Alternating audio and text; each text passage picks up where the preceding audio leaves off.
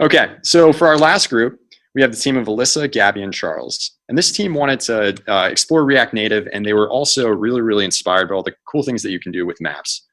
So among the very real but typical challenges of getting all the packages versions to play well with each other, they had a really great use case for a pretty famous algorithm.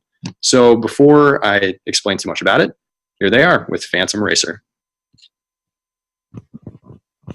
Hello everyone, Gabi, Charles, and I are here to tell you about Phantom Racer, a React Native iOS fitness app for runners.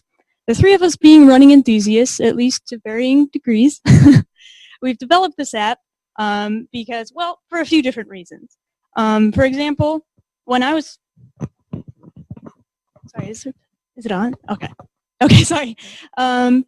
For example, when I was training for the Chicago Marathon last year, I could have used something that could have given me new optimized routes when I got tired of running all those old ones. I also might have been more motivated to challenge myself if I knew what the local runners were like as competition. And it would have been great to have some sort of visualization of my data after a run, which is what we now have. Now I'll turn it over to Charles. Thanks, Alyssa. So let's say Gabi just downloaded this app and she wants to run a new route. Our app will record her path using geolocation, which she can then submit to the database for other users to run. She can also have a route generated automatically for her.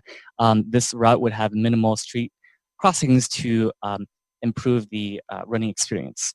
Personal note, I actually hate cardio unlike these two, so I personally push for this feature to make running a bit more tolerable. Now, to get this to work, we created two sets of custom modules. One would reconstruct a city layout by fetching all intersections from a geocoding API. It would then run a heuristic to connect these intersections in a sensible manner and produce a weighted graph weighted by the number of street connections at each intersection. The main idea is that the more connections an intersection has, the worse it would be for a runner to cross. We would then, our traversal function would then go through this graph using Dijkstra's algorithm and k-shortest path to then produce an optimal route that matches a user's specified distance as well as minimize street crossings. Now, as you can see here, Gabi has a route generated just for her. She can run it if she chooses, but let's say she's suddenly feeling competitive and she wants to race against another user's past route. Gabi? Thanks, Charles. From here, I can adjust the map view to see different routes. Each adjustment triggers a refresh, loading the most popular routes in that area. I can even filter by distance. Once I select a route, I will see the past runners and their time. Now, I choose my opponent and begin my run. We're going to be using a simulated runner, unless any of you guys want to get out there and run this for us. The purple marker is mimicking my route, and the yellow is mimicking the Phantom Racer. We were challenged with ensuring that the current runner is following the correct route while simultaneously simulating the Phantom Racer's run in real time. To do so, we created checkpoints, which are represented by the black dots. The algorithm is tasked with geofencing each checkpoint to compare to a continuous stream of the current runner's data location points.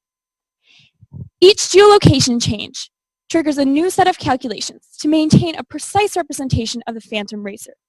Their locations are compared to provide timely motivational alerts to the current runner when they are in close proximity. Now, Alyssa will go into more detail about viewing a completed run. So we know runners like Gabi would like to see detailed metrics about her run, about her speed and time and everything like that. So up here we have a heat map of her speeds with red correlating to faster speeds, blue to slower speeds, and everything in between following an RGB gradient. She can also see exactly how fast she was going or exactly what her heart rate was at any point in time in the run. Another neat feature of our app is that we have the option to replay a run at various speeds. And that's our app, Phantom Racer. On behalf of my team, I thank you for tuning in, and I look forward to the day where we may meet and compete as Phantom Racers.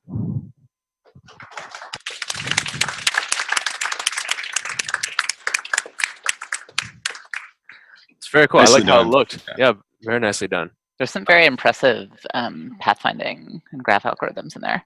Yeah, definitely. Yeah.